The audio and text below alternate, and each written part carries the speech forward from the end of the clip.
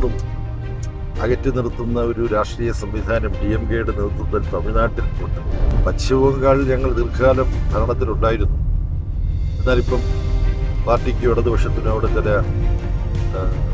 തിരിച്ചടികളുണ്ടായിട്ടുണ്ട്. ഭരണ തലസ്ഥാനം, ഭരണത്തിന്റെ ആസ്ഥാനം ഡൽഹി എന്നാണ് സാധാരണ പറയപ്പെടുന്നത്. തലസ്ഥാനം ഡൽഹി തന്നെയാണ്, പക്ഷെ ഭരണത്തിന്റെ ആസ്ഥാനം നാഗ്പൂരാണ്, RSSന്റെ ആസ്ഥാനം. തങ്ങൾക്ക് വിയോജിപ്പുള്ളവരെ വകവരുത്തുക എന്നുള്ളതാണ് RSSന്റെ പദ്ധതി. നമ്മൾ കേരളത്തിലേക്ക് വീണ്ടും ഒരു തെരഞ്ഞെടുപ്പിനെ അഭിമുഖീകരിക്കാൻ പോവുകയാണ്. മൂന്നാമത് പിണറായി മുഖ്യമന്ത്രിയാകുമെന്നുള്ള ഉറച്ച വിശ്വാസത്തിലാണ് പാർട്ടി മുന്നോട്ട് പ്രവർത്തിക്കുന്നത്. സഖാവിൻ്റെ നിരീക്ഷണം എന്താ? ഒന്നാമത് സുധീർനാഥ് കേരളത്തിലെ തിരഞ്ഞെടുപ്പിനെ കുറിച്ച് ചോദിച്ചു തുടങ്ങി അതിനകത്ത് അപാകതയൊന്നുമില്ല. പക്ഷേ എന്നെ സംബന്ധിച്ചിടത്തോളം കേരളത്തിലെ തിരഞ്ഞെടുപ്പ് വളരെ വളരെ പ്രധാനമാണ്. എൻ്റെ പാർട്ടിയെ സംബന്ധിച്ചിടത്തോളം വളരെ പ്രധാനമാണ്. അതുപോലെ പ്രധാനമാണ് BJP-യെ ഭരണത്തിൽ നിന്നും അകറ്റി നിർത്തുന്ന ഒരു രാഷ്ട്രീയ സംവിധാനം DMK-യുടെ നേതൃത്വത്തിൽ തമിഴ്നാട്ടിൽ ഉണ്ട്. അവിടെയും വീണ്ടും തെരഞ്ഞെടുപ്പ് നടക്കുകയാണ്. പശ്ചിമബംഗാളിൽ ഞങ്ങൾ ദീർഘകാലം ഭരണത്തിലുണ്ടായിരുന്നു. എന്നാലിപ്പം പാർട്ടിക്ക് ഇടതുപക്ഷത്തിനും അവിടെ ചില തിരിച്ചടികളുണ്ടായിട്ടുണ്ട്.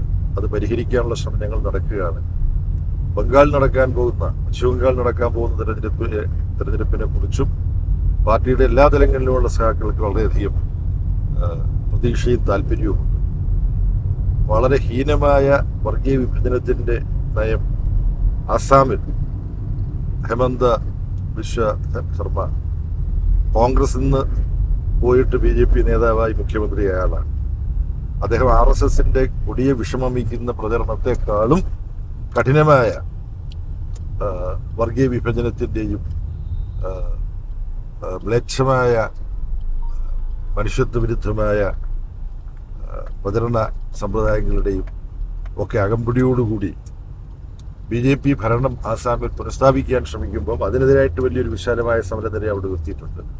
പുതുച്ചേരിയിൽ തെരഞ്ഞെടുപ്പുണ്ട്. ഇതെല്ലാം വളരെ പ്രധാനമാണ്. അതിൻ്റെ പശ്ചാത്തലത്തിലാണ് കേരളത്തെക്കുറിച്ച് സ്വാഭാവികമായും ഒരു മലയാളം മാധ്യമമാകുമ്പോൾ ചോദിക്കുന്നത് ഞാൻ മനസ്സിലാക്കുന്നു. സഖാ പിണറായി വിജയൻ്റെ നേതൃത്വത്തിലാണ് ഇടതുപക്ഷ ജനാധിപത്യ മുന്നണി ഈ തെരഞ്ഞെടുപ്പിൽ മത്സരിക്കുന്നത്. കഴിഞ്ഞ 2 തെരഞ്ഞെടുപ്പുകളിൽ വളരെ അഭിമാനകരമായ വിജയം LDF-ന് നേടാൻ കഴിഞ്ഞു. കഴിഞ്ഞ തവണ തന്നെ LDF കേരളത്തിൻ്റെ പതിവ് പ്രകാരമാണെങ്കിൽ മാറി UDF വരുമെന്ന് കണക്കൂട്ടി വകുപ്പ് വിഭജനം വരെ UDF-ന്റെ നേതാക്കന്മാർ നടത്തിയിരുന്നുവെന്ന് ഉള്ള കാര്യം എനിക്കറിയാം. ഏതൊക്കെ UDF നേതാക്കന്മാർക്ക് ഏതെല്ലാം വകുപ്പ് വേണമെന്ന് മാത്രമല്ല, അവർക്ക് IAS-ൽ ഏതെല്ലാം ഉദ്യോഗസ്ഥന്മാരാണ് അവരെ സഹായിക്കാൻ സെക്രട്ടറിമാരായിട്ട് വേണ്ടതെന്നടക്കം ആലോചിച്ചൊരു പട്ടികയൊക്കെ തയ്യാറാക്കി വെച്ചിരുന്നതാണ്. പക്ഷേ 91 സീറ്റ് മറ്റാണെന്ന് തോന്നുന്നു അതിന് മുമ്പത്തെ തെരഞ്ഞെടുപ്പിൽ LDF-ന് കിട്ടിയത്.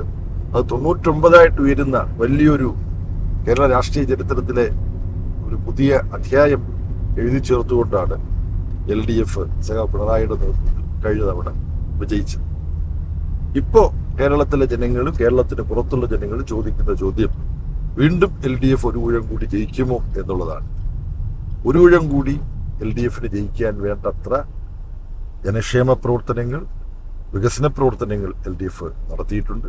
അതിന് പുറമെ അമർത്യസെന്നെ പോലുള്ളവർ, പ്രൊഫസർ റൊമില താപ്പർ പോലുള്ളവർ കേരളത്തെക്കുറിച്ച് ഇപ്പോൾ പറയുന്നത് വർഗീയ കലഹങ്ങളോ വർഗീയമായ ചൊരിച്ചിലുകളോ ഇല്ലാത്ത ഇന്ത്യയിലെ ഒരേ ഒരു സംസ്ഥാനം കേരളമാണ് എന്നാണ്. അപ്പോൾ ഇടതുപക്ഷത്തിന് പുറത്തുള്ള ഒരുപാട് നമ്മുടെ സമൂഹത്തെക്കുറിച്ച് ഗൗരവത്തോടുകൂടി ചിന്തിക്കുന്ന മതേതര പുരോഗമന മൂല്യങ്ങൾ മുറുകെ പിടിക്കുന്ന ആളുകൾ ഇടതുപക്ഷ ജനാധിപത്യ മുന്നണിക്ക് അനുകൂലമായി കേരളത്തിലെ ജനങ്ങൾ നിലപാടെടുക്കും ഈ വരാൻ പോകുന്ന തെരഞ്ഞെടുപ്പിലും എന്ന തരത്തിലാണ് ചിന്തിക്കുന്നത്. നല്ല കടുത്ത മത്സരമാണ് നടക്കുന്നത് എന്നുള്ളതിന് സംശയമില്ല. പക്ഷേ കഴിഞ്ഞ തവണ കിട്ടിയതിനേക്കാൾ ഉയർന്ന ഭൂരിപക്ഷം നേടിക്കൊണ്ട് LDF-നെ ജയിക്കാൻ കഴിയുമെന്നുള്ള കണക്കൂട്ടലോടുകൂടിയാണ് ഞങ്ങൾ പ്രവർത്തിച്ചുകൊണ്ടിരിക്കുന്നത്. പിണറായി വിജയൻ തന്നെ വീണ്ടും മുഖ്യമന്ത്രിയാകുമോ എന്നൊരു ചോദ്യം കൂടെ ചോദിച്ചിട്ടുണ്ട്. മനസ്സിലാക്കുക, പിണറായി വിജയൻ തന്നെ ഈ ചോദ്യത്തിന് പ്രതികരണമായിട്ട് പറഞ്ഞു, മുഖ്യമന്ത്രി ആരാകണം എന്നുള്ളതെല്ലാം ഞങ്ങൾ തീരുമാനിക്കുന്നത് പാർട്ടിയിൽ എപ്പോഴും തെരഞ്ഞെടുപ്പ് വിജയം ഉണ്ടായിക്കഴിയുമ്പോഴാണ് ആര് വേണം എന്ന് തീരുമാനിക്കുന്നത്. നേരത്തെ സഖാവ് സൂചിപ്പിച്ച പോലെ കേരളത്തിൽ മാത്രമല്ല മറ്റ് സ്ഥലങ്ങളിലും തെരഞ്ഞെടുപ്പുണ്ട് എന്ന് പറയുണ്ടായി. ഈ കഴിഞ്ഞ ദിവസമാണ് ആക്രോശ് റാലി CPM-ന്റെ നേതൃത്വത്തിൽ നടത്തിയത്. പതിവിൽ നിന്ന് വിപരീതമായി അതിശക്തമായ രീതിയിലുള്ള ഒരു പ്രതിഷേധ റാലിയായിരുന്നു അവിടെ രാംലീലയിൽ കാണാൻ സാധിച്ചത്. വടക്കേ ഇന്ത്യയിൽ കമ്മ്യൂണിസ്റ്റ് പാർട്ടിക്ക് ഇത്രയേറെ വേരോട്ടമുണ്ടോ എന്ന് ജനങ്ങൾക്കിടയിൽ ഒരു സംസാരം വരെ ഉണ്ടായി. അതിന് നേതൃത്വം കൊടുത്തതിൽ സഖാവ് ബേബി ഒരു ദേശീയ ജനറൽ സെക്രട്ടറി എന്നുള്ള നിലയിൽ പാർട്ടിയെ നയിക്കുന്ന ഒരു വ്യക്തി എന്നുള്ള നിലയിൽ അഭിനന്ദിക്കുന്നു. അതേക്കുറിച്ച് ആ ഒരു ആക്രോശ് റാലിയുടെ പിന്നിലുള്ള ചേതോവികാരം എന്തായിരുന്നു അവിടെ നമുക്കറിയാം. പ്രേക്ഷകർക്ക് വേണ്ടി ഒന്ന് വിവരിച്ചാൽ ഉപകാരം. ഒന്ന്, താങ്കൾ സൂചിപ്പിച്ചതുപോലെ പങ്കെടുത്തവർക്കെല്ലാം വളരെ ആവേശവും അഭിമാനവും തോന്നിയ ഒരു ചെങ്കൊടിയുടെ പ്രളയമാണ് രാംലീല മൈതാനിയിൽ മാർച്ച് മാസം 24-ാം തീയതി നടന്നത്. യഥാർത്ഥത്തിൽ ഇന്ത്യയുടെ സ്വാതന്ത്ര്യസമര ചരിത്രത്തിലെ രക്തനക്ഷത്രങ്ങളായ ഷഹീദ് ഭഗത് സിംഗ് ദത്തിൻ്റെയും സുഖ്ദേവിൻ്റെയും രാജഗുരുവിൻ്റെയും രക്തസാക്ഷിത്വ ദിനമായ മാർച്ച് 23-ന് ഈ റാലി രാംലീല മൈതാനിൽ നടത്താനാണ് പാർട്ടി ഉദ്ദേശിച്ചിരുന്നത്. എന്നാൽ അവിടെ അനുമതിയുമൊക്കെയായി ബന്ധപ്പെട്ട ചില സാങ്കേതിക കാരണങ്ങളാൽ ഒരു ദിവസം വൈകി മാർച്ച് 24-നാണ് നടന്നത്. അപ്പോൾ ഈ റാലി തെരഞ്ഞെടുപ്പിൻ്റെ തിരക്ക്, ചൂട്, അതെല്ലാം മാർച്ച് ഏപ്രിൽ മാസങ്ങളിൽ ഉണ്ടാവും എന്നുള്ളത് പാർട്ടിക്ക് അറിയാമായിരുന്നു. കാരണം 5 വർഷം കഴിയുമ്പോഴത്തേക്ക് പുതിയ ഗവൺമെൻറ് നിലവിൽ വരണം. അതിന് തിരഞ്ഞെടുപ്പ് നടക്കേണ്ട തീയതി കുറിച്ചൊക്കെ മുൻകൂട്ടി നമുക്ക് കണക്കൂട്ടി മനസ്സിലാക്കാൻ കഴിയുന്നതാണ്. അപ്പോൾ ജനുവരി മാസം തിരുവനന്തപുരത്ത് ചേർന്ന പാർട്ടിയുടെ കേന്ദ്ര കമ്മിറ്റിയാണ് ഫെബ്രുവരി മാസം മുഴുവൻ ഉത്തരേന്ത്യയിലെ സാധാരണ ജനങ്ങൾക്കിടയിൽ, പാവങ്ങൾ, ദരിദ്രരായ ജനങ്ങൾക്കിടയിൽ അവരുടെ ജീവിത സാഹചര്യങ്ങൾ നശിപ്പിക്കുന്ന നയങ്ങൾ എങ്ങനെയാണ് നരേന്ദ്രമോദി ഗവൺമെൻറ് പിന്തുടരുന്നത്, എങ്ങനെയാണ് ലേബർ കോഡിൻ്റെ പേരിൽ തൊഴിലാളി ദ്രോഹ നയങ്ങളുമായി തൊഴിലാളികളെ മുതലാളി വർഗത്തിൻ്റെ അടിമകളാക്കി മാറ്റുന്നതാണ് ഈ ലേബർ കോഡിൻ്റെ ആത്യന്തിക ഫലം. ആ ലേബർ കോഡിനെതിരായിട്ടുള്ള പോരാട്ടത്തിൽ തൊഴിലാളികളെ എങ്ങനെയാണ് നിരത്താൻ കഴിയും. ഗ്രാമീണ ദരിദ്രർക്ക് കഷ്ടിച്ചൊന്ന് പിടിച്ചു നിൽക്കാൻ സഹായകമായ ഒരു ദാരിദ്ര്യ നിർമ്മാർജ്ജന പദ്ധതി കൂടിയാണ് ഈ മഹാത്മാഗാന്ധിയുടെ പേരിലുണ്ടായിരുന്ന തൊഴിലുറപ്പ് പദ്ധതി. അത് അട്ടിമറിക്കുകയാണ് നരേന്ദ്രമോദി ഗവൺമെന്റ് ചെയ്യുന്നത്. അപ്പൊ ഇത്തരത്തിൽ ജീവിത ഭാവിയെ സംബന്ധിച്ച് വലിയ ആശങ്കയുമായി നിൽക്കുന്ന, ഭീതിയുമായി നിൽക്കുന്ന നമ്മുടെ നാട്ടിലെ തൊഴിലാളികളെയും കർഷക തൊഴിലാളികളെയും ഗ്രാമീണ ദരിദ്രരെയും അണിനിരത്തിക്കൊണ്ടുള്ള ഒരു പ്രക്ഷോഭ പരിപാടി അധികം വൈകാതെ നടത്തണം. കാര്യം ഏപ്രിൽ 1 മുതൽ ലേബർ കോഡ് നിലവിൽ വരാൻ പോവുകയാണ്. അപ്പോൾ ഏപ്രിൽ 1-ന് മുമ്പ് മാർച്ച് മാസത്തിൽ തന്നെ ഇത് നടത്തണം. അതിനു മുമ്പ് എല്ലാ തലങ്ങളിലും പോയി ജനങ്ങളുമായിട്ട് ഉറ്റ സമ്പർക്കം സ്ഥാപിച്ചുകൊണ്ട് ജനങ്ങളോട് ഈ കാര്യങ്ങൾ പറഞ്ഞ് മനസ്സിലാക്കണം. ജനങ്ങൾക്ക് പറയാനുള്ളത് കേൾക്കുകയും വേണം. അപ്പം അങ്ങനെ ഒരു പരിപാടി, ഒരു 2 മാസം നീണ്ടു നിൽക്കുന്ന പരിപാടി വേണം എന്ന് തിരുവനന്തപുരത്ത് ചേർന്ന പാർട്ടിയുടെ കേന്ദ്ര കമ്മിറ്റി യോഗം ചർച്ച ചെയ്യുമ്പോൾ ഏതാണ്ട് ഇതിന് സമാന്തരമായി ഇതേ സമയത്ത്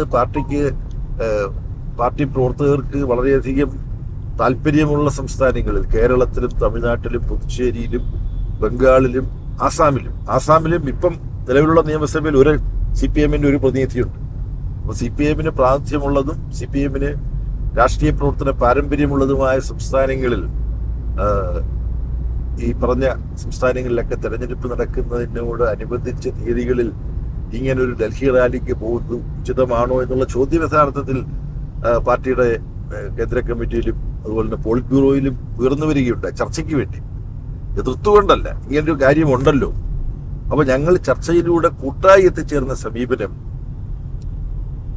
പ്രധാനപ്പെട്ട സംസ്ഥാനങ്ങളിൽ തെരഞ്ഞെടുപ്പും അതിനോടനുബന്ധിച്ച പ്രവർത്തന തിരക്കുകളും ഉള്ളപ്പോൾ തന്നെ ദരിദ്രരായ ജനങ്ങളുടെ പ്രശ്നങ്ങൾ ഏറ്റെടുത്തുകൊണ്ട് ദരിദ്രരായ ജനങ്ങളുടെ അവകാശങ്ങൾ സംരക്ഷിക്കാൻ വേണ്ടിയുള്ള സമരവും സമാന്തരമായി നടത്താൻ വേറൊരു പാർട്ടി തയ്യാറാവില്ല. CPI-ന് മാത്രമേ കഴിയുള്ളൂ.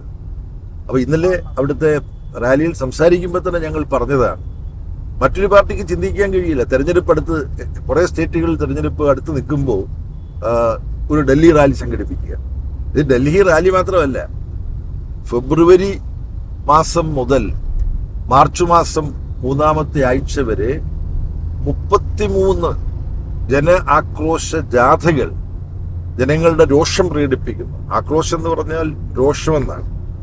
ജനങ്ങളുടെ രോഷം, പ്രതിഷേധം പ്രകടിപ്പിക്കുന്ന ജാഥകൾ ജമ്മു കാശ്മീർ മുതൽ ജാർഖണ്ഡ് വരെ, ഗുജറാത്ത് മുതൽ ഹിമാചൽ പ്രദേശും ഉത്തരാഖണ്ഡും വരെയുള്ള 13 സംസ്ഥാനങ്ങളിൽ സംഘടിപ്പിക്കുകയുണ്ടായി. ആ ജാഥകൾക്ക് നേതൃത്വം കൊടുത്തതോ പോളിറ്റ് ബ്യൂറോ അംഗങ്ങളും കേന്ദ്ര സെക്രട്ടേറിയറ്റ് അംഗങ്ങളും കേന്ദ്ര കമ്മിറ്റി അംഗങ്ങളും ആ സംസ്ഥാനങ്ങളിലെ പാർട്ടി നേതാക്കന്മാരുമാണ്. അത് വലിയ ചലനമാണ് ജനങ്ങൾക്കിടയിൽ, ഉത്തരേന്ത്യയിലെ ജനങ്ങൾക്കിടയിൽ ഉണ്ടാക്കിയത്. അപ്പൊ ഞങ്ങള് റാലിയിൽ തന്നെ പറഞ്ഞതുപോലെ ആകെ കേരളത്തിൽ ചില സ്ഥലത്ത് മാത്രമാണ് ചുവന്ന കൊടി ഇന്ത്യയിലുള്ളത്. അത് ഞങ്ങൾ ഇല്ലാതാക്കാൻ പോവുകയാണെന്ന് RSSും BJPയും പരസ്യമായിട്ട് പ്രഖ്യാപിക്കുകയാണ്. അങ്ങനെ പ്രഖ്യാപിച്ചുകൊണ്ടിരിക്കുമ്പോൾ ഞങ്ങൾ രാംലീല മൈതാനിയിൽ 10,000-കണക്കിന് ജനങ്ങൾ, നമ്മുടെ നാട്ടിലെ കഷ്ടപ്പെടുന്ന പട്ടിണി കിടക്കുന്ന ജനങ്ങൾ, അവരുടെ മുഖം സുധീർനാഥ് കണ്ടിട്ടുണ്ടാവും. കഷ്ടപ്പാടും ദുഃഖവും ദാരിദ്ര്യവും ഒക്കെ നിഴലിക്കുന്ന പാവപ്പെട്ട ജനങ്ങൾ, സ്ത്രീകളും പുരുഷന്മാരുമാണ്. കുഞ്ഞുങ്ങളടക്കം വന്നു. അവർ നരേന്ദ്രമോദി ഗവൺമെന്റ് ദരിദ്രർക്കെതിരായി, കർഷകർക്കും കർഷക തൊഴിലാളികൾക്കുമെതിരായി, തൊഴിലാളികൾക്കെതിരായി, വനിതകൾക്കെതിരായി, യുവാക്കൾക്കും വിദ്യാർത്ഥികൾക്കുമെതിരായി, പട്ടികജാതി പട്ടികവർഗ ആദിവാസി വിഭാഗങ്ങൾക്കെതിരായി, ന്യൂനപക്ഷങ്ങൾക്കെതിരായി ഒക്കെ എടുക്കുന്ന തെറ്റായ സമീപനം, അംബാനിമാരെയും അദാനിമാരെയും മാത്രം സഹായിക്കുന്ന സമീപനങ്ങൾ, ആ സമീപനത്തിനെതിരായിട്ടുള്ള രോഷം അവർ പ്രകടിപ്പിക്കുന്ന ഒരു ഒത്തുചേരലായിരുന്നു.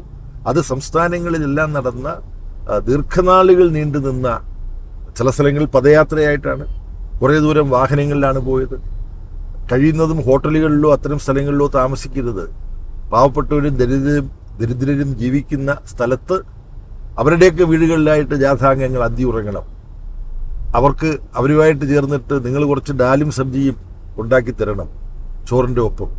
അപ്പം അത്തരത്തിൽ എല്ലാ തലങ്ങളിലുമുള്ള മനുഷ്യരുമായിട്ട് നേരിട്ടിടപെടുന്ന, അവർക്കൊപ്പം ജീവിക്കുന്ന ഒരു സമര സന്ദേശ പ്രചരണ പരിപാടി ജന ആക്രോശ് ജാഥ എന്ന പേരിൽ 13 സംസ്ഥാനങ്ങളിൽ 33 ജാഥകൾ നടത്തിയിട്ടാണ്. ഏതാണ്ട് 1.5 ലക്ഷത്തിലധികം ജനങ്ങളെ ഈ പല യോഗങ്ങളിലായിട്ട് അഭിസംബോധന ചെയ്തു. 10 ലക്ഷത്തിലധികം ലഘുലേഖകൾ, ഈ പറഞ്ഞ കാര്യങ്ങൾ വിശദീകരിക്കുന്ന ലേഖലേഖകൾ, അത് മോഡിയും ട്രംപും കൂടെ ചേർന്ന് നടപ്പാക്കാൻ ശ്രമിക്കുന്ന, ഒപ്പിട്ടത് വേറെ ഉദ്യോഗസ്ഥന്മാരാണ്. ഇൻഡോ അമേരിക്ക ട്രേഡ് എഗ്രിമെന്റ്, അത് ഇന്ത്യൻ കർഷകരെ പ്രതികൂലമായി ബാധിക്കുന്നതാണ്. ഇന്ത്യയിലെ ചെറുകിട വ്യവസായങ്ങളെ, സംരംഭകരെ ബാധിക്കുന്നതാണ്. അപ്പൊ അതിനോടുള്ള എതിർപ്പും രോഷപ്രകടനവും കൊണ്ട് ഇലക്ട്രിസിറ്റി ബില്ലിനെതിരായിട്ടുള്ള മുദ്രാവാക്യം ഞങ്ങൾ ഉയർത്തി. കർഷകരുടെ അവകാശം ധ്വംസിക്കുന്ന വിത്ത് ബില്ലിനെതിരായിട്ടുള്ള സമര സന്ദേശം ഞങ്ങൾ മുഴക്കി. അപ്പൊ അത്തരത്തിൽ ജനങ്ങളുടെ പ്രശ്നങ്ങൾ ഏറ്റെടുത്തുകൊണ്ട് പൊരുതാൻ ഈ ചെങ്കൊടി പ്രസ്ഥാനമേ ഉള്ളൂ എന്നൊരു സന്ദേശം ഈ ജനാക്രോശ് ജാഥകളിലൂടെയും ഡൽഹിയിൽ നടന്ന ജനാക്രോശ് റാലിയിലൂടെയും ഞങ്ങൾ മുന്നോട്ട് വെച്ചു. അതിന്റെ ഭാഗമായി ഞങ്ങൾ പറയുന്ന കാര്യങ്ങളുണ്ട്. കേരളത്തിലെ ഇടതുപക്ഷ ജനാധിപത്യ മുന്നണി ഗവൺമെന്റ് എങ്ങനെയാണ് വ്യത്യസ്തമായ ഒരു ബദൽ ജീവിതം, ബദൽ വികസന പാത കേരളത്തിലെ ജനങ്ങൾക്ക് നൽകുന്നത്. 62 ലക്ഷം പേർക്ക് ക്ഷേമ പെൻഷൻ എത്തിക്കുകയാണ് വീഴ്ച വരുത്താതെ. ഇന്ത്യയിലെ തീവ്ര ദാരിദ്ര്യം പൂർണ്ണമായിട്ട് തുടച്ചുമാറ്റപ്പെട്ട സംസ്ഥാനമായിട്ട് കേരളം മാറിയിരിക്കുകയാണ്. വിദ്യാഭ്യാസ മേഖലയിലും ആരോഗ്യ മേഖലയിലും ഒക്കെ കേരളം കൈവരിച്ച നേട്ടങ്ങൾ, താങ്ങുവില കൊടുക്കുന്നതിൽ കേരളത്തിന്റെ വ്യത്യസ്ത സമീപനം, അത് ബിജു കൃഷ്ണനാണ് പറഞ്ഞത്, കർഷക സംഘത്തിന്റെ നേതാവാണ്. ഈ റാലിയിൽ ഞങ്ങൾ ആശാ വർക്കർമാരുടെയും ഉച്ചഭക്ഷണം തൊഴിലാളികളുടെയും ഒക്കെ പ്രശ്നങ്ങൾ ഉന്നയിച്ചു. അവരെല്ലാം വലിയ തോതിൽ പങ്കെടുത്തു. ഈ മേഖലയിലും കേരളത്തിൽ ആശാ വർക്കർമാർക്കും ഹെൽപ്പർമാർക്കും ഉച്ചഭക്ഷണം തയ്യാറാക്കി കൊടുക്കുന്ന തൊഴിലാളികൾക്കുമൊക്കെ കിട്ടുന്ന വേതനം ഇന്ത്യയിലെ മറ്റു സംസ്ഥാനങ്ങളിൽ നൽകുന്നതിനേക്കാൾ ഉയർന്നതാണ്. ഇന്ത്യയിൽ മിനിമം കൂലി ഏറ്റവും ഉയർന്നതായി നിൽക്കുന്ന സംസ്ഥാനം കേരളമാണ്. അത് ചില സന്ദർഭത്തിൽ നമ്മൾ മനസ്സിലാക്കുന്ന ഈ കോൺഫെഡറേഷൻ ഓഫ് ഇന്ത്യൻ ഇൻഡസ്ട്രിയുടെ എല്ലാം യോഗം ചേരുമ്പോൾ അവർ പറയും കേരളം വ്യവസായ സൗഹൃദ സംസ്ഥാനമല്ല. എന്താണ് കാരണം? അവിടെ തൊഴിലാളി സംഘടനയുണ്ട്. തൊഴിലാളി സംഘടനകൾ സംഘടിച്ച് മിനിമം കൂലി, ഉയർന്ന കൂലി സ്ഥാപിച്ചിരിക്കുന്നു. അപ്പം തങ്ങളുടെ ലാഭത്തിന്റെ തോത് കേരളത്തിൽ കുറയും. തൊഴിലാളികൾക്ക് മര്യാദയ്ക്ക് കൂലി കൊടുക്കണം എന്നുള്ളത് കൊണ്ടാണ് ഈ അദാനിമാരും അംബാനിമാരും അവരുടെ കൂട്ടുകാരുമൊക്കെ ഈ വ്യവസായ പ്രമുഖരുടെ സമ്മേളനങ്ങൾ ചേരുമ്പോൾ പറയാറുണ്ട്. പക്ഷേ പി രാജീവ് വ്യവസായ മന്ത്രി പറയും കേരളത്തിൽ ഈ 10 വർഷക്കാലം എത്രയെത്ര പുതിയ വ്യവസായങ്ങൾ വന്നു, എത്രയെത്ര പുതിയ നിക്ഷേപങ്ങൾ വന്നു. ഉത്തരവാദിത്വത്തോടുകൂടി പെരുമാറുന്ന ട്രേഡ് യൂണിയനുകളാണ് കേരളത്തിലുള്ളത്.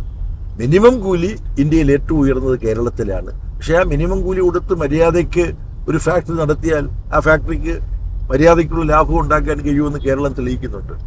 അപ്പം ഈ കാര്യങ്ങളെല്ലാം ഈ ജനാക്രോശ റാലിയിലും ചുരുക്കി ഞങ്ങൾ പറയുകയുണ്ടായി. അപ്പൊ ചെങ്കൊടി പ്രസ്ഥാനം കേരളത്തിലും മറ്റും ജനങ്ങളുടെ മുമ്പിൽ വെക്കുന്ന ബദൽ എന്താണ് എന്നുള്ളതിലൂടെ പറഞ്ഞു.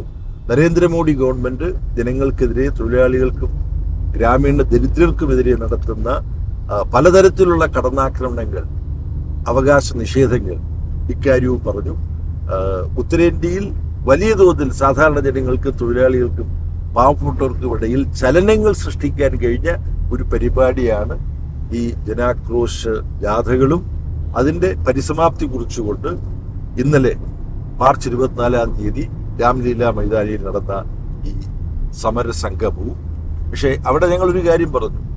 ഈ സംസ്ഥാനങ്ങളിൽ നടന്ന ജാഥയുടെ എല്ലാം പരിസമാപ്തി കുറിച്ചുകൊണ്ടാണ് ഡൽഹിയിൽ ഈ റാലി നടക്കുന്നത്.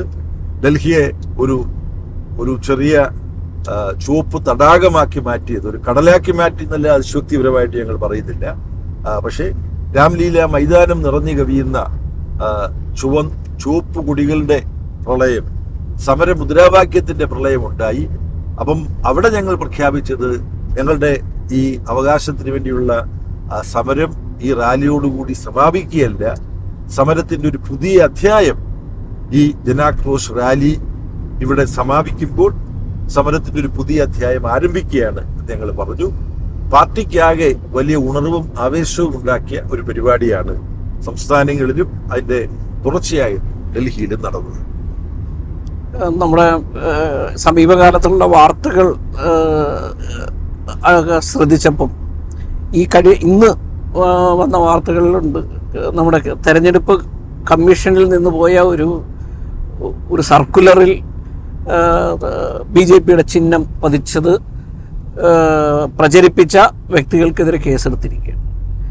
അതുപോലെ തന്നെ നരേന്ദ്രമോദിയെ വിമർശിച്ചുകൊണ്ടുള്ള കാർട്ടൂണുകളും പത്രങ്ങളിലെ വാർത്തകളും പങ്കുവച്ചവർക്കെതിരെ കേസെടുത്തിരിക്കുകയാണ്. അത്തരത്തിൽ ഒട്ടേറെ സംഭവങ്ങൾ കഴിഞ്ഞ കുറേ നാളുകളായി നടക്കുന്നു. ഒരു അപ്രഖ്യാപിത അടിയന്തരാവസ്ഥയല്ലേ നടക്കുന്നത്? താങ്കൾ പല അവസരങ്ങളിലും ഇത് സൂചിപ്പിച്ചിട്ടുണ്ട്. അപ്പം ഇന്നത്തെ ദേശീയ തലത്തിൽ നടക്കുന്ന BJPയുടെ കടന്നുകയറ്റത്തെ, ഇത്തരത്തിലുള്ള അപ്രഖ്യാപിതമായ സെൻസർഷിപ്പുകളെ കുറിച്ച് എന്താണ് പറയുന്നത്? BJP ഭരണമെന്ന് പറയുമ്പോൾ യഥാർത്ഥത്തിൽ ഇത് RSS ഭരണമാണ്. ഭരണ തലസ്ഥാനം, ഭരണത്തിന്റെ ആസ്ഥാനം ഡൽഹി എന്നാണ് സാധാരണ പറയപ്പെടുന്നത്. തലസ്ഥാനം ഡൽഹി തന്നെയാണ്, പക്ഷെ ഭരണത്തിന്റെ ആസ്ഥാനം നാഗ്പൂരാണ്, RSSന്റെ ആസ്ഥാനമാണ്. തങ്ങൾക്ക് വിയോജിപ്പുള്ളവരെ വകവരുത്തുക എന്നുള്ളതാണ് RSSന്റെ പദ്ധതി. ഇപ്പൊ നാഥുറാം വിനായക് ഗോഡ്സെ മഹാത്മാഗാന്ധിയെ വെടിവെച്ചു കൊന്ന വ്യക്തിയാണെന്ന് പറയുമ്പോൾ RSSകാർ പറയും നിങ്ങൾ അപവാദ പ്രചരണം നടത്തുകയാണ്, RSSന് അതിനകത്ത് പങ്കില്ല എന്നവർ പറയും. യഥാർത്ഥത്തിൽ നാഥുറാം വിനായക് ഗോഡ്സെ ഒരു തോക്ക് മാത്രമാണ്. നാഥുറാം വിനായക് ഗോഡ്സെ എന്ന തോക്കിന്റെ കാഞ്ചി വലിച്ചത് RSS ആണ്. ഹിന്ദുത്വ വർഗീയതയാണ്, ഫാസിസ്റ്റ് സ്വഭാവമുള്ള RSS സംഘപരിവാർ പ്രസ്ഥാനമാണ്. സവർക്കറെ കണ്ട് അനുഗ്രഹം വാങ്ങിച്ചിട്ടാണല്ലോ ഇവർ കൊലപ്പെടുത്താൻ വേണ്ടി വന്നത്. ഇത് ഞാൻ പറയുന്നത് എന്താ, ഇപ്പം RSSനെ കുറിച്ചോ RSSന് അനുകൂലമായി BJP കേന്ദ്ര ഗവൺമെന്റിന് അനുകൂലമായി പ്രവർത്തിക്കുന്ന തെരഞ്ഞെടുപ്പ് കമ്മീഷനെ കുറിച്ചോ ഒക്കെ എന്തെങ്കിലും വന്നാൽ അതിനെയൊക്കെ നിരോധിക്കുകയാണ്. പ്രഖ്യാപിത അടിയന്തരാവസ്ഥയേക്കാൾ വളരെ മാരകമായ വിധത്തിൽ അപ്രഖ്യാപിത അടിയന്തരാവസ്ഥ ഇന്ത്യയിൽ പ്രവർത്തിച്ചുകൊണ്ടിരിക്കുകയാണ് നരേന്ദ്രമോദി ഭരണത്തിന് കീഴിൽ. ഇപ്പോഴാണെങ്കിൽ ഇലക്ഷൻ കമ്മീഷൻ നരേന്ദ്രമോദിക്ക് വേണ്ടി ഇത് ഏറ്റെടുത്തിരിക്കുകയാണ്. ഇപ്പൊ കേരളത്തെ സംബന്ധിച്ചിടത്തോളം പിണറായി വിജയൻ അവിടെ മുഖ്യമന്ത്രിയായെല്ലാം തുടരുന്നുണ്ടെങ്കിലും കേരളത്തിലെ ഉദ്യോഗസ്ഥന്മാരെല്ലാം തെരഞ്ഞെടുപ്പ് കമ്മീഷന്റെ ഗാനേഷ് കുമാറിന്റെ ചൊൽപ്പിടിക്ക് നിൽക്കാൻ നിർബന്ധിതരാണ്. കാര്യം അവർക്കെതിരായിട്ട് എന്ത് നടപടിയും ഗാനേഷ് കുമാറിന് എടുക്കുക. ഇപ്പോൾ പിന്നെ പശ്ചിമ ബംഗാളിൽ അവിടുത്തെ ചീഫ് സെക്രട്ടറിയെയും പോലീസ് ചീഫിനെയും മാറ്റി. അപ്പം മമത പിന്നെ അവരെയൊക്കെ ദുരുപയോഗപ്പെടുത്തുന്നുണ്ടെന്നെല്ലാം ഉള്ള വിമർശനങ്ങളോ അഭിപ്രായങ്ങളോ ഉണ്ടാവും. പക്ഷേ ഇലക്ഷൻ കമ്മീഷൻ എന്ന് പറഞ്ഞാൽ മോഡി ഭരണത്തിന് വേണ്ടി പ്രവർത്തിക്കുന്ന മോഡി ഗവൺമെന്റിന്റെ ഒരു ഡിപ്പാർട്ട്മെന്റിനെ പോലെ പ്രവർത്തിച്ചുകൊണ്ടിരിക്കുകയാണ്. BJPക്ക് വേണ്ടി പ്രവർത്തിക്കലാണ് തങ്ങൾ ശമ്പളം വാങ്ങിക്കുന്നത് BJPക്ക് വേണ്ടി പ്രവർത്തിക്കാനാണെന്നുള്ള മട്ടിലാണ് ഗാനേഷ് കുമാറും പറ്റിയും പെരുമാറിക്കൊണ്ടിരിക്കുന്നത്. ഇലക്ഷൻ കമ്മീഷന് BJPയോടുള്ള വിധേയത്വത്തെ പ്രതീകാത്മകമായി വെളിപ്പെടുത്തുന്നതാണ് ഈ BJP സീലോടുകൂടി ഇലക്ഷൻ കമ്മീഷന്റെ കടലാസ് ലഭ്യമായത്. അതിനെക്കുറിച്ച് എന്താ ഇലക്ഷൻ കമ്മീഷൻ രണ്ടു തരം വ്യാഖ്യാനമാണ് നൽകുന്നത്. ഒന്ന്, അത് പ്രചരിപ്പിക്കുന്നത് വ്യാജ പ്രചരണമാണെന്ന് പറയും. ഇതെങ്ങനെ സീലി വന്നു എന്ന് ചോദിക്കുമ്പോൾ അതൊരു ക്ലറിക്കൽ മിസ്റ്റേക്കാണെന്ന് പറയും. അപ്പൊ BJPക്ക് വിധേയമായിരിക്കുന്നവർക്ക് BJPയുടെ സീലടിക്കുക എന്ന് പറയുന്നത് ഒരു പിന്നെ അവർ ചെയ്തുകൊണ്ടിരിക്കുന്നതായിരിക്കും. അതിന്റെ യഥാർത്ഥത്തിൽ തന്നെ പിന്നിലുള്ള മറ്റു കാര്യങ്ങൾ നമുക്കിനി ഏതാനും ദിവസങ്ങൾക്ക് ശേഷം ഒരു പക്ഷേ അതിനെക്കുറിച്ച് കൂടുതൽ വിവരങ്ങൾ കിട്ടിയെന്ന് വരും. BJP ഓഫീസുമായി ഉറ്റ ബന്ധത്തിൽ പ്രവർത്തിക്കുന്ന ഒരു സ്ഥാപനമായി ഇലക്ഷൻ കമ്മീഷൻ മാറിയിരിക്കുന്നു. എനിക്ക് തോന്നുന്നത് ഇലക്ഷൻ കമ്മീഷനുമായി ബന്ധപ്പെട്ട എന്തെങ്കിലും തീരുമാനമെടുക്കുമ്പോൾ BJP ഒരു അഭിപ്രായം പറഞ്ഞു, ഒരു പരാതി നൽകി, അല്ലെങ്കിൽ BJPയുടെ ഒരു കത്ത് ഇലക്ഷൻ കമ്മീഷന്റെ പക്കൽ എത്തിയിരുന്നു എന്ന് പറഞ്ഞ് ഒരു കത്ത് തന്നെ തയ്യാറാക്കി ഇലക്ഷൻ കമ്മീഷന് തന്നെ വേണമെങ്കിൽ വെക്കാം. ഇതെന്റെ ഒരു ഊഹം ഞാൻ പറയുക ഒരു പക്ഷേ. അപ്പൊ അതിനുവേണ്ടി BJPയുടെ ഒരു സീലും കൊടുത്തിരിക്കുകയാണ്. BJPക്ക് വേണ്ടി BJPയെ സഹായിക്കാൻ വേണ്ടി എന്തെങ്കിലും ഒരു കത്ത് നിങ്ങളുടെ ഫയലിൽ വേണം എന്ന് ആവശ്യമുണ്ടെങ്കിൽ അത് BJP ഓഫീസിൽ വിളിച്ചു പറഞ്ഞ് പെട്ടെന്ന് ആ കത്ത് ഇങ്ങോട്ട് കൊണ്ടുവരിക്കേണ്ട കാര്യമില്ല. നിങ്ങൾ തന്നെ BJPക്ക് വേണ്ടി ഒരു കത്ത് തയ്യാറാക്കി BJPയുടെ ലെറ്റർ ഹെഡോടെ കൊടുത്തിട്ടുണ്ടാവും. ഈ സീലും അടിച്ച് നിങ്ങൾക്ക് ഫയലിൽ വെക്കാം. എൻ്റെ വെറും ഒരു ഊഹമാണ്. ഈ ഊഹം ശരിയാണെങ്കിൽ ശരിയാകാം, തെറ്റാണെങ്കിൽ തെറ്റാകാം. ശരിയാണെങ്കിൽ എന്താ അതിൻ്റെ അർത്ഥം? ഞങ്ങൾ വിമർശിക്കുന്നത് പോലെ BJPയുടെ ഒരു എക്സ്റ്റൻഷനായി, ഒരു അനുബന്ധമായി ഇലക്ഷൻ കമ്മീഷൻ പ്രവർത്തിക്കുന്നു എന്നാണ് ഇതിൻ്റെ അർത്ഥം. ഇപ്പൊ സംഭവിച്ചിരിക്കുന്നത് ഇലക്ഷൻ കമ്മീഷന്റെ ഈ കള്ളക്കളി വെളിച്ചത്ത് വന്ന തെളിവ് അത് സ്വാഭാവികമായും സർക്കുലേറ്റ് ചെയ്യപ്പെടുന്നുണ്ട്. എനിക്ക് കിട്ടിയിട്ടുണ്ട്, ഞാൻ ചിലർക്ക് അയച്ചു കൊടുത്തിട്ടുണ്ട്. എന്നെ അറസ്റ്റ് ചെയ്യുമോ?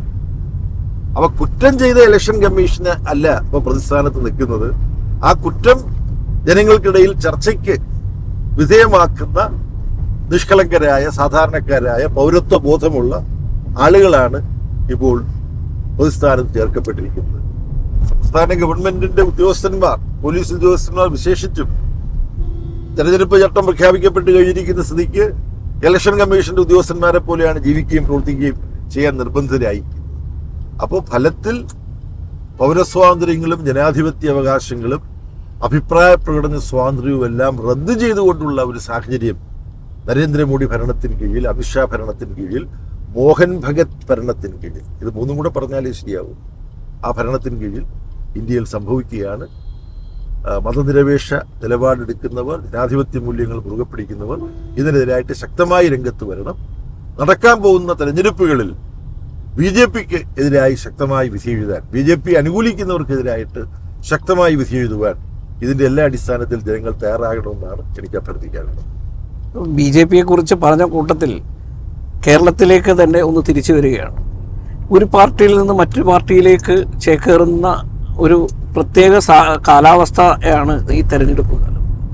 ഈ തെരഞ്ഞെടുപ്പ് കാലത്ത് കോൺഗ്രസിൽ നിന്ന് കമ്മ്യൂണിസ്റ്റ് പാർട്ടിയിലേക്കും, കമ്മ്യൂണിസ്റ്റ് പാർട്ടിയിൽ നിന്ന് കോൺഗ്രസിലേക്കും, അതുപോലെ തന്നെ BJPയിലേക്കൊക്കെ ഒരുപാട് ചാട്ടങ്ങൾ ഈ സമീപകാലത്ത് ഉണ്ടായി. ഈ ചാട്ടങ്ങൾ ചാടി വരുന്നവർക്ക് സ്ഥാനാർത്ഥിത്വം കൊടുക്കുന്നത് അഭികാമ്യമാണോ രാഷ്ട്രീയത്തിൽ, പ്രത്യേകിച്ച് കമ്മ്യൂണിസ്റ്റ് പാർട്ടിക്ക് അത് അഭികാമ്യമാണോ എന്നുള്ള ഒരു ചോദ്യം വളരെ ശക്തമായി ഉയർന്നു വരുന്നുണ്ട്. അതേക്കുറിച്ച് എന്ത് പറയുന്നു?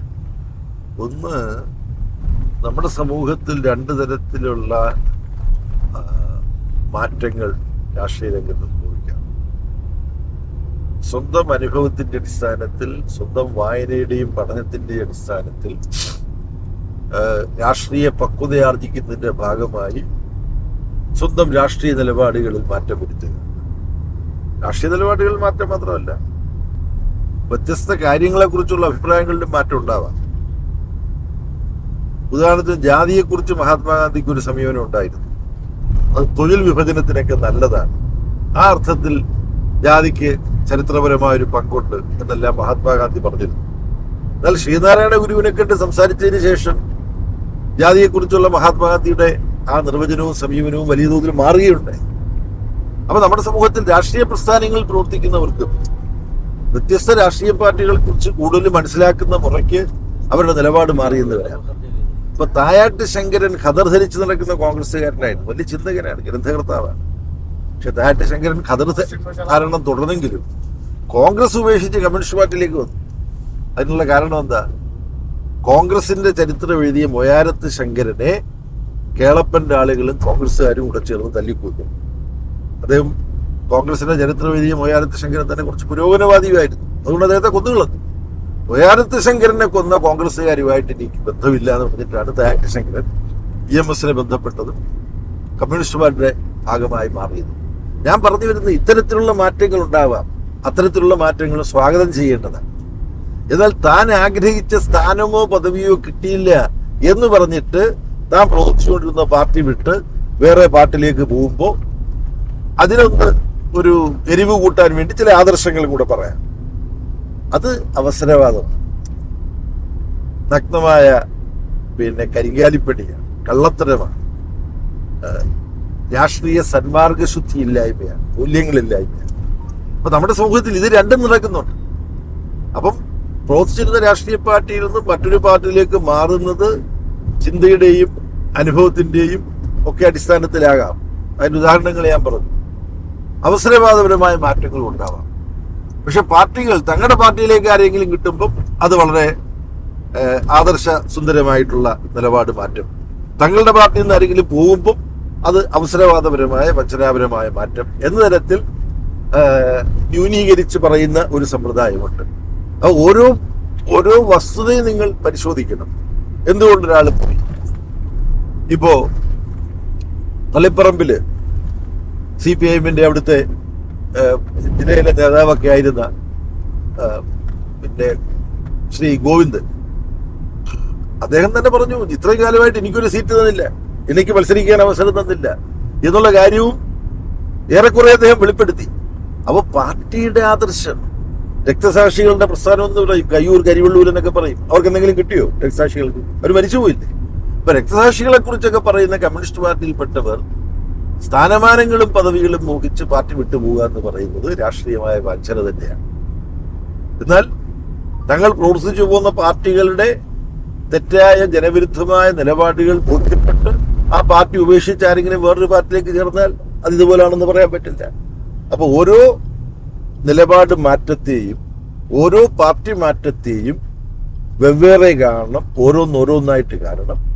എന്നാൽ ഒരു കാര്യം താങ്കൾ പറഞ്ഞത് ശരിയാണ്, വളരെ ലാഘവമായി പാർട്ടി മാറുന്ന ഒരു പ്രവണത ഇന്ന് കേരളത്തിൽ മാത്രമല്ല ഇന്ത്യയിലാകെ വ്യാപകമാവുന്നുണ്ട്. ഇപ്പം BJP-യിലുള്ള കഴിഞ്ഞ ഇന്ത്യൻ പാർലമെന്റിലുണ്ടായിരുന്ന BJP MP-മാരിൽ 100-ലധികം ആളുകൾ കോൺഗ്രസിൽ നിന്ന് മാറി വന്നവരാണ്. എത്ര കോൺഗ്രസിന്റെ മുൻ മുഖ്യമന്ത്രിമാരാണ് BJP ചേർന്നത്? ഇപ്പം നേരത്തെ ഞാൻ പറഞ്ഞ ഹെമന്ത ബിശ്വ ശർമ്മ, ആസാം മുഖ്യമന്ത്രി, ആസാമിലെ കോൺഗ്രസിന്റെ ഏറ്റവും വലിയ നേതാവായിരുന്നു. അദ്ദേഹത്തിന്റെ അഴിമതികളെ സംബന്ധിച്ച് ED അന്വേഷണം നടന്നുകൊണ്ടിരുന്നു. അദ്ദേഹത്തിന്റെ അഴിമതികൾ യഥാർത്ഥത്തിലുള്ളതാണോ ഇല്ലാത്തതാണോ എന്നും ഞാൻ പറയുന്നില്ല. ED അന്വേഷണം നടന്നുകൊണ്ടിരുന്നു. അപ്പൊ അദ്ദേഹം BJP ചേർന്നു. BJP ചേർന്നതോടുകൂടി ED അന്വേഷണവും തീർന്നു. അപ്പൊ ഇങ്ങനെയുള്ള നമ്മുടെ രാഷ്ട്രീയ രംഗത്ത് സംഭവിക്കുന്നുണ്ട്. അതുകൊണ്ട് രാഷ്ട്രീയ രംഗത്ത് സംഭവിക്കുന്നത് എല്ലാം മ്ലേച്ഛമാണ് എന്നുള്ള ഒരു ലളിതവൽക്കരണത്തിലേക്ക് നമ്മൾ പോയിക്കൂടാ. നിർലജ്ജം കാലുമാറാൻ തയ്യാറായിട്ട് പല തലങ്ങളിലുള്ള ഒരുപാട് ആളുകൾ വരുന്നു. അത്തരത്തിലൊന്നും ഇടതുപക്ഷ പാർട്ടികളിൽ നിന്നോ കമ്മ്യൂണിസ്റ്റ് മാർക്സിസ്റ്റ് പാർട്ടികളിൽ നിന്നൊന്നും ആരും ഉണ്ടാകുമായിരുന്നില്ല. പക്ഷെ ഇപ്പോ വലിയ തോതിലല്ലെങ്കിൽ പോലും ഒറ്റപ്പെട്ട ചില കാര്യമാറ്റങ്ങൾ കമ്മ്യൂണിസ്റ്റ് പ്രസ്ഥാനത്തിൽ നിന്നും പുരോഗമന പ്രസ്ഥാനത്തിൽ നിന്നും കൂടി ഉണ്ടാവുന്നു എന്നുള്ളത് ഗൗരവത്തോടു കൂടി തന്നെ കാണേണ്ട കാര്യമാണ് എന്നുള്ളത് എനിക്ക് സംശയിക്കാം. ഈ BJP സമീപകാലത്ത് ഈ കേരളത്തിലെ തെരഞ്ഞെടുപ്പിൽ BJP 2020 ചെറുകിട പാർട്ടികൾക്ക് കൂടുതൽ ഇത് കൊടുക്കുന്നത് CPMമായിട്ടുള്ള ഒരു ഒത്തുകളിയാണെന്നുള്ള ഒരു ആരോപണം കോൺഗ്രസ് ഉന്നയിക്കുന്നുണ്ട്. അതിനെന്താണ് താങ്കളുടെ മറുപടി? എന്ത് ആരോപണം ഉന്നയിക്കാനും ഒരു മടിയുമില്ലാത്ത വിധത്തിലായി പോയിരിക്കുന്നു കോൺഗ്രസ്. പിന്നെ കോൺഗ്രസിനെ ഞാൻ ഇതിനകത്ത് വലിയ തോതിൽ കുറ്റപ്പെടുത്തില്ല.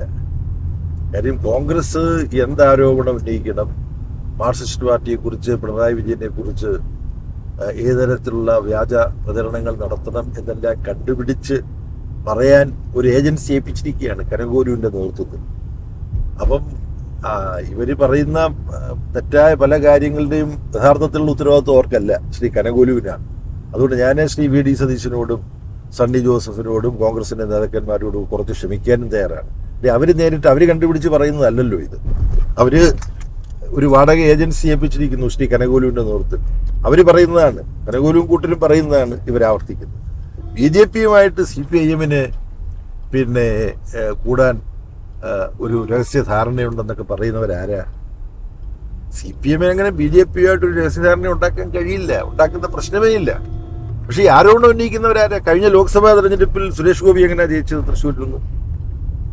ശ്രീ VD സതീശൻ പറയട്ടെ, ശ്രീ സണ്ണി ജോസഫ് പറയട്ടെ.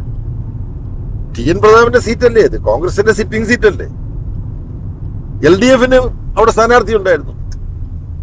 TN പ്രതാപൻ ജയിച്ച സമയത്ത് LDF സ്ഥാനാർത്ഥിക്ക് കിട്ടിയതിനേക്കാളും 16,000 വോട്ട് കൂടുതൽ കോൺഗ്രസ് തോറ്റ് BJP സ്ഥാനാർത്ഥി അവിടെ നിന്ന് ജയിച്ചപ്പോൾ LDFന് കിട്ടിയിട്ടുണ്ട്. LDFന് വോട്ട് അവിടെ കൂടുക ചെയ്തു. ഈ കണക്കെല്ലാവർക്കും അറിയാവുന്നതാണ്. പ്രതിപക്ഷ നേതാവ് ശ്രീ സതീശനും അറിയാം. 75,000 വോട്ടിന്റെ ഭൂരിപക്ഷത്ത് സുരേഷ് ഗോപി ജയിക്കുമ്പോൾ, BJP സ്ഥാനാർത്ഥി തൃശ്ശൂർ ജയിക്കുമ്പോൾ 1,00,000-നടുത്ത് വോട്ടാണ് TN പ്രതാപന് കിട്ടിയത് കുറഞ്ഞത്. ശ്രീ മുരളീധരൻ ഗുണഘോഷ്ടമായി കണക്കുകൂട്ടാൻ അറിയാവുന്ന ആർക്കും മനസ്സിലാവുന്നതാണ്. കേരളത്തിൽ BJPക്ക് ഒരു MLA ഉണ്ടായിട്ടുള്ളൂ നേമത്ത്. തൃശ്ശൂരിൽ നടന്ന ഇതേ പ്രതിഭാസം ആദ്യം പരീക്ഷിച്ചത് അവിടെയാണ്. അഡ്ജസ്റ്റ്മെന്റ് ഒരാളെ കൊണ്ട് നിർത്തി കൊടുത്തു. ചാരുവാർ രവി എന്ന് മറ്റോ പറയുന്ന ഒരാളാണ് അവിടെ അന്ന് മത്സരിച്ചത്. ശ്രീ O രാജഗോപാലൻ ജയിച്ചു. O രാജഗോപാലൻ 5 വർഷം ഇരുന്നിട്ട് പിന്നെ നിയമസഭാ തെരഞ്ഞെടുപ്പ് നടക്കുമ്പോൾ കേരളത്തിന്റെ ഇപ്പോഴത്തെ മുഖ്യമന്ത്രിയാ പറഞ്ഞത് എന്ത്? ഈ BJP അക്കൗണ്ട് ഞങ്ങൾ പൊട്ടിക്കും. അതാണ് അദ്ദേഹം ഉപയോഗിച്ച വാചകം. V ശിവൻകുട്ടി അവിടെ ജയിച്ചു. BJP സ്ഥാനാർത്ഥിയെ തോൽപ്പിച്ചുകൊണ്ടും UDF സ്ഥാനാർത്ഥിയെ തോൽപ്പിച്ചുകൊണ്ടും. പിണറായി വിജയന്റെ തലയ്ക്ക് കോടി രൂപയുടെ വിലയിട്ടതാരാ? RSS അല്ലേ? ആളിന്റെ പേര് ഞാൻ പറയുന്നില്ല, ഉത്തരേന്ത്യക്കാരൻ. അയാൾ പരസ്യമായിട്ട് പറഞ്ഞില്ലേ, പിണറായി വിജയന്റെ തല എടുക്കാൻ തയ്യാറാവുന്ന വ്യക്തിക്ക് ഞാൻ 1 കോടി രൂപ, അല്ലേ 1 കോടി രൂപ എന്നല്ലേ പറഞ്ഞു? എന്തുകൊണ്ടാണ് കോൺഗ്രസിന്റെ ഒരു നേതാവിനെ കുറിച്ച് ഇതുവരെ ഒരു പറയാത്തത്? പിണറായി വിജയൻ കണ്ണൂരിലെ RSSന്റെ വളർച്ചയ്ക്കെതിരെ, RSSന്റെ കൊലപാതക രാഷ്ട്രീയത്തിനെതിരെ ശരീരം കൊണ്ടും പ്രത്യയശാസ്ത്രം കൊണ്ടും ചെറുത്ത് നിൽക്കുന്ന നേതൃത്വം കൊടുത്ത ആളാണ് പിണറായി വിജയൻ. അതുകൊണ്ട് പിണറായി വിജയന്റെ രാഷ്ട്രീയത്തെ അപകീർത്തിപ്പെടുത്താനും CPMന്റെയും ഇടതുപക്ഷത്തിന്റെയും രാഷ്ട്രീയത്തെ അപകീർത്തിപ്പെടുത്താനും വേണ്ടി കെട്ടിച്ചമച്ചൊരു നുണ പ്രചരിപ്പിക്കുകയാണ്. ഏതാനും മാസം മുമ്പാണല്ലോ ശ്രീ KP ഉണ്ണികൃഷ്ണൻ മരിച്ചത്. ശ്രീ KP ഉണ്ണികൃഷ്ണൻ മരിക്കുമ്പം അദ്ദേഹത്തെക്കുറിച്ചുള്ള വാർത്തകൾ എഴുതുന്ന കൂട്ടത്തിൽ എന്തായിരുന്നു ഒരു വാർത്ത? 1991 വടകരയിൽ നിന്ന് ശ്രീ KP ഉണ്ണികൃഷ്ണൻ മത്സരിക്കുമ്പോൾ BJPക്കും ലീഗിനും കോൺഗ്രസിനും അവിടെ ഒറ്റ സ്ഥാനാർത്ഥിയായിരുന്നു, അഡ്വക്കേറ്റ് രത്നസിംഗ്. അവിടെ മാത്രമല്ല, കോഴിക്കോട് ജില്ലയിലെ ബേപ്പൂർ അസംബ്ലി മണ്ഡലത്തിൽ വിശ്വഹിന്ദു പരിഷത്തിന്റെ നേതാവും RSS പ്രവർത്തകനുമായ ഡോക്ടർ K മാധവൻകുട്ടിയായിരുന്നു CPMന്റെ സഖാവ് TK ഹംസയ്ക്കെതിരായിട്ട് മത്സരിച്ചത്. ആ RSSകാരനും വിശ്വഹിന്ദു പരിഷത്ത് നേതാവുമായ മാധവൻകുട്ടിക്കാണ് കോൺഗ്രസ്സുകാരും മുസ്ലിം ലീഗുകാരും പോയി വോട്ട് പിടിച്ചത്. ഈ മാധവൻകുട്ടി നമ്മുടെ കുട്ടിയാണ് എന്നാണ് മുസ്ലിം ലീഗിന്റെ നേതാവ് അവിടെ പോയി. ഇതൊക്കെ നമ്മുടെ കൺമുമ്പിലുള്ള കാര്യങ്ങളാണ്. തൊട്ട് മുമ്പ് നടന്ന ലോക്സഭാ തെരഞ്ഞെടുപ്പിൽ തൃശ്ശൂരിലുണ്ടായ കോൺഗ്രസ് BJP ലീഗ് അന്തർധാര മുതലുള്ളതെല്ലാം അറിയാം. EMSനെ പട്ടാമ്പി തോൽപ്പിക്കാൻ വേണ്ടി RSSകാരും കോൺഗ്രസ്സുകാരും കൂടെ സഹകരിച്ചില്ലേ? ഇത് കേരളത്തിൻ്റെ ചരിത്രത്തിൻ്റെ ഭാഗമല്ലേ? ഇങ്ങനെ വസ്തുതകൾ നമ്മുടെ മുമ്പിൽ തല ഉയർത്തി നിൽക്കുമ്പോൾ അതിൽ നാണിക്കാതിരിക്കാൻ കനകോലി പറഞ്ഞു കൊടുക്കുന്ന കള്ളത്തരങ്ങൾ, കേരളത്തിലെ ന്യൂനപക്ഷത്തിൻ്റെ സാന്നിധ്യം കൂടി കണ്ടുകൊണ്ട് കനകോലി പറഞ്ഞു കൊടുക്കുന്ന കള്ളത്തരങ്ങൾ പ്രചരിപ്പിക്കുകയാണ്. ഈ കള്ളത്തരങ്ങൾ തിരിച്ചറിഞ്ഞവയെല്ലാം തള്ളിക്കളയാൻ തക്ക രാഷ്ട്രീയ സാക്ഷരത കേരളത്തിലെ ജനങ്ങൾക്കുണ്ട്. അതാണ് ഞങ്ങളുടെ ഏറ്റവും വലിയ കരുത്ത്.